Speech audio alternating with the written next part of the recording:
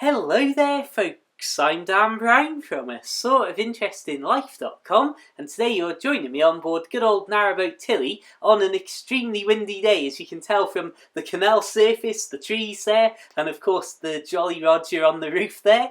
And this was a trip that me and my friend did on board Tilly, and we only went about 3 miles from a place called Mad Jack's, or close enough to Mad Jack's, or also known as the John Mitten, depending on how posh you are, we'll say that much.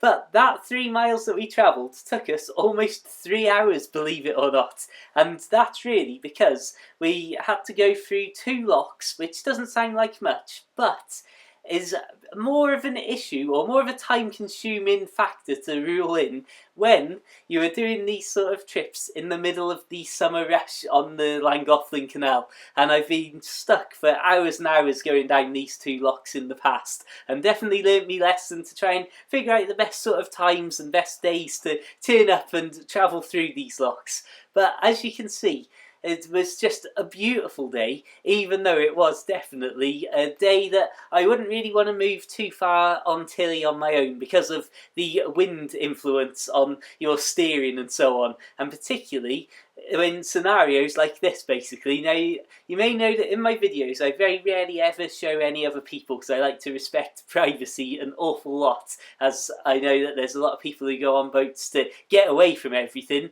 not be thrown on the internet in front of goodness knows how many people. But that little clip just there is, and well, these boats here, even themselves waiting still in line to go down through the first or second, depending on which direction you're coming from. Obviously, if I say the first lock, it would be the second lock that we went through. We'll call it the top lock because it's the higher up one.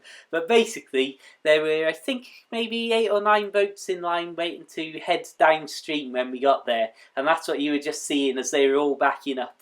And I mean, I'd say probably, without having too much of a over-exaggeration, some of those boats would probably be there, I'd say probably like 2 hours after we left, they'd be getting out and down through the second lock.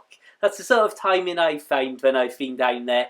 And of course, a lot of the people going to these locks will be seeing these locks as the first ones they've ever seen on a canal boat, with it being a popular sort of holiday destination. So again, as I said in my recent how to work a canal lock video, it's all about take it slowly and be safe rather than anything else. And again, one of the things that I loved about this trip, and another trip which I will post another similar little video on, was the fact that we had the wind and we had a lot of cloud cover, but we also had the sun, which came out every now and then, as you can see. And when it did, it was pretty much directly behind us. So you can see these shots here and looking up at the tree just then, where we get like the perfect sort of summertime canal sort of scenery. And again, this is the bridge at St. Martin's. I would love to know how many times I've biked and walked and been over this in a car before ever imagining, oh yeah, one day I might be going underneath this bridge on a boat, which I'm just about to hop on here. And have a look as we look down. You'll see once again what I say in various videos. I wish so much that I'd kept on top of the paintwork with Tilly. That's my biggest boating regret, I think, that I didn't start patching up and keep the paintwork on Tilly in order.